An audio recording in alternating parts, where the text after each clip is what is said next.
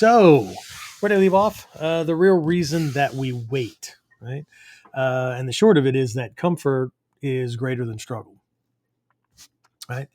The ego wants control, clarity, certainty. Think about things that human beings do. Think about things, especially here in the West, that we human beings, our culture, our society, our social. I mean, even people jump into self-defense and martial arts training, right? We want control, right? We want, well, a lot of people get a little delusional about this. They want the certainty that if they get jumped, they can wipe the floor with the other guy's ass. Now, there's no guarantees, right? It's just not true, right? You increase your advantages, but certainty. But think about it, right? We get fire insurance that does not prevent fires, right? And it certainly doesn't replace all your shit after a fire. Trust me, been through two, right? We have life insurance. Doesn't keep you alive, right? It pays out to people that are still alive after you're not, right?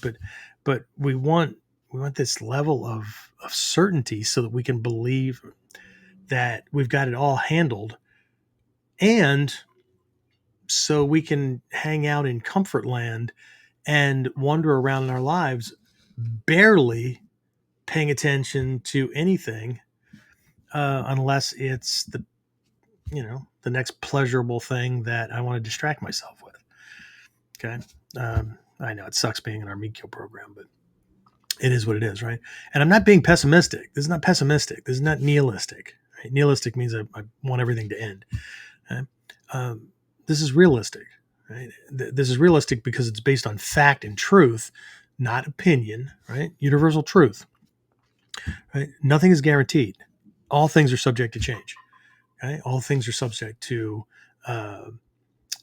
interdependence, and all things are subject to dissolution. Right? Anything has a beginning has an end. Right? So when things feel equally important, to go back to my partner's story there, right? When things feel equally important, it creates the illusion of stalling for clarity, right? But it's really stalling for comfort, right? I had a student many years ago who every year when I posted the dates and whatnot for the next Japan training trip, every year he said the same thing. I'm not going to make it this year, but definitely making it next year. Guess what happened next year? Same thing. I just can't make this year work, but definitely going to make it next year, right? 9 years he did that. 9 years till he finally admitted, never going to go to Japan. Okay.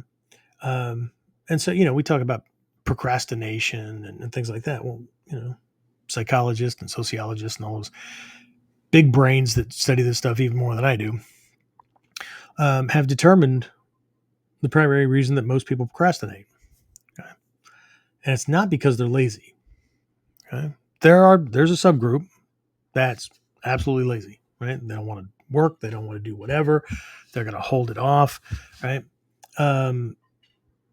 But the vast majority of people procrastinate like him, moving the date or his projection 12 months. The reason that he gave, right, the clarity, was because he needed that much time to save. But that's not what scientists have or these eggheads and whatnot have discovered. They've discovered that we human beings procrastinate because it relieves the struggle, it relieves the discomfort, and it puts off the decision making and the doing to later. Okay? It's not about the time or the reason or whatever for today, because people would like to believe that the 1%ers that are uber successful and whatnot somehow have more time, effort, money, whatever, when 99% of them started out dirt poor, but like we'd like to believe that. Okay. But the reality is that most people would rather wait and suffer, right? Discontent, uh, whatever, right? Than act and struggle, right? Even though only the second one actually gets you anywhere, right? Yes, acting on something, jumping in and learning something, jumping in and doing something that is absolutely instrumental to living that life you want to be living is going to be a struggle. Not just because that's new and you're going to have to get your head wrapped around those lessons, but you're going to have to rearrange your schedule. You're going to have to talk to people that maybe you don't want to talk to because they've somehow cornered a certain part of your life and your time and whatever, right? I'm not talking about being an asshole here, okay? But um, we're we'd rather wait until a better time.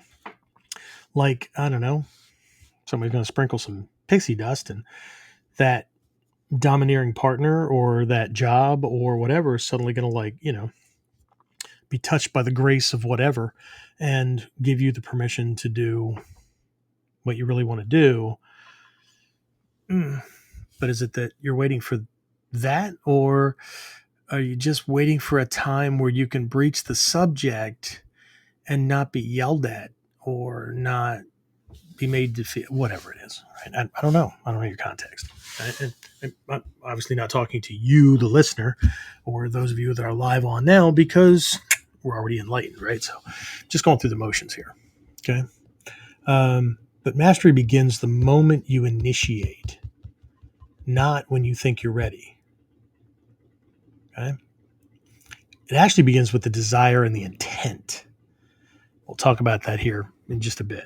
Okay. Yes, that's called an open loop. All right. So, what makes you stuck? Right? The brain and the ego. Okay. So, remember, I said most people would wait and suffer, then act and struggle. Okay. People will default to comfort, like things are okay the way they are. I mean, I desire more, right? I dream of certain skills and certain abilities and a certain lifestyle and those kind of things. But see, all kinds of things, right? What if I fail? What if I, whatever. Okay. So we'll default to comfort. Comfort is way greater. Okay. But the reality from a survival point of view is that it's the struggle that forces you to solve the problem faster, to get there faster, to learn what you need to faster, to get the job done faster, so you can get back to comfort. So if we control the impulses and work with the natural processes that are already hardwired, we fall forward, fail forward, struggle forward. Okay. But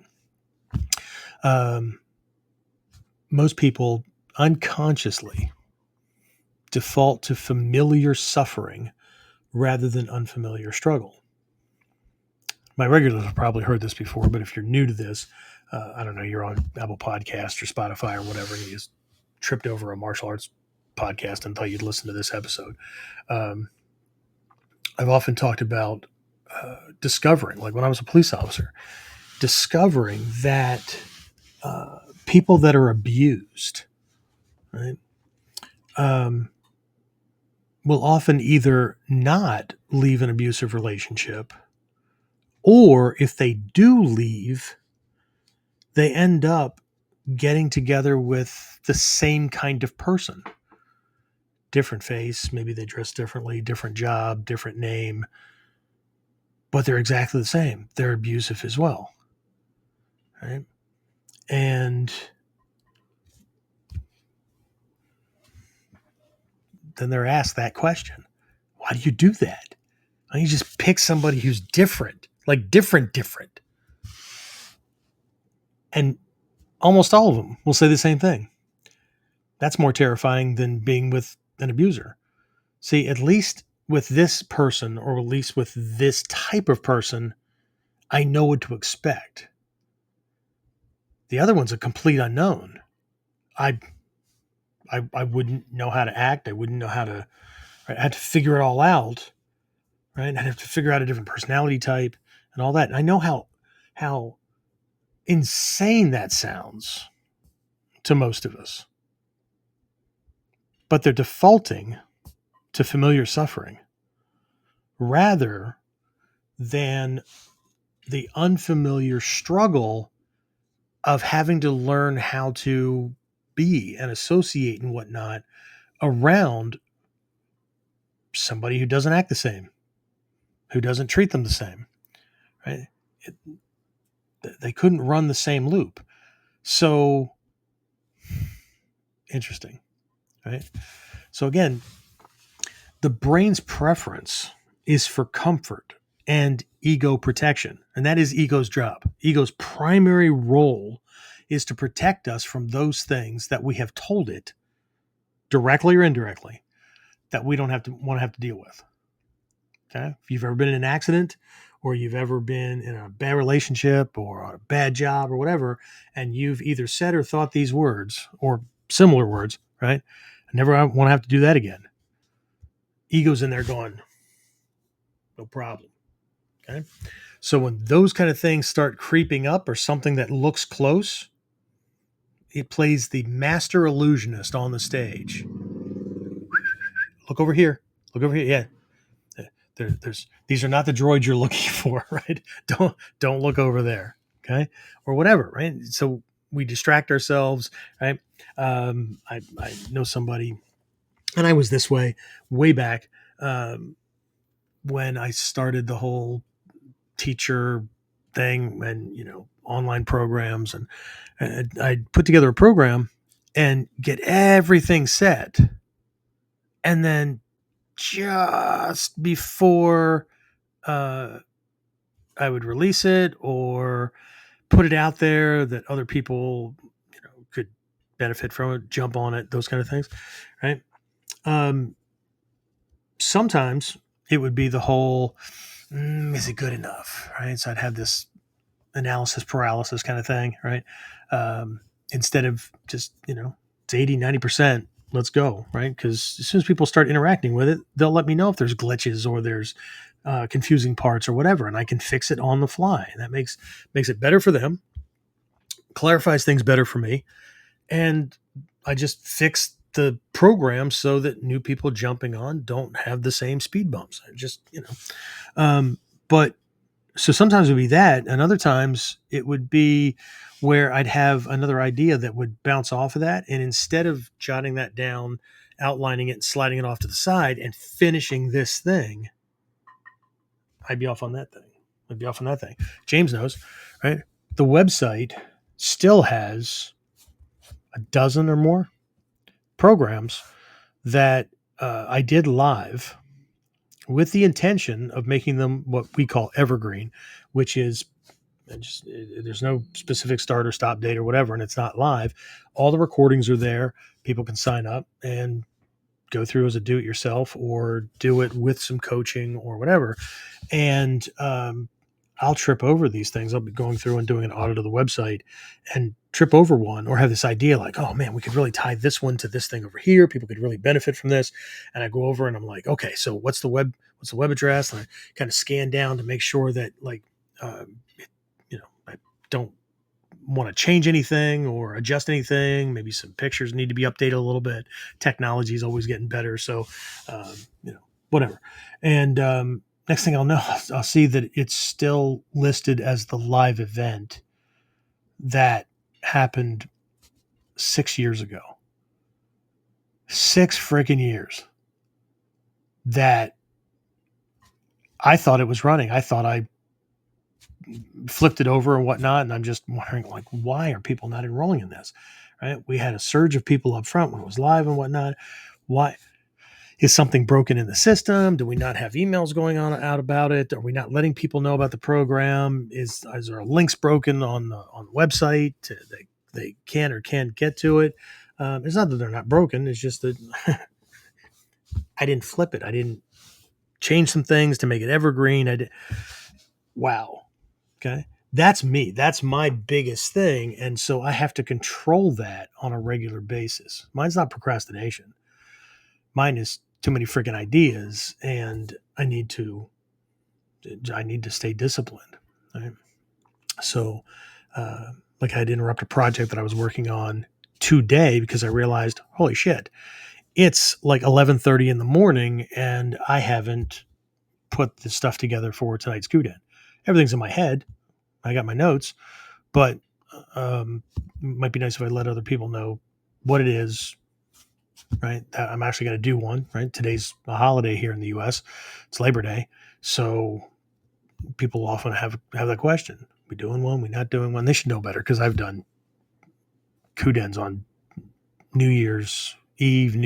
Have we done it New Year's Eve? I know we've done one New Year's. Christmas Eve, Christmas. Anyway, so again, mastery begins the moment to initiate, right? So people would rather wait than risk being wrong. They want to work it all out, right? But the reality is that every new venture brings struggle. I named a few earlier, right? But it's the ones who act, right? The ones who pull the trigger, so to speak, right? The ones who get in there and start doing it, right? Yep, they're going to struggle sooner. But they're also going to get through the struggle sooner. Okay? And that struggle is what forges the few who rise above the rest. Okay?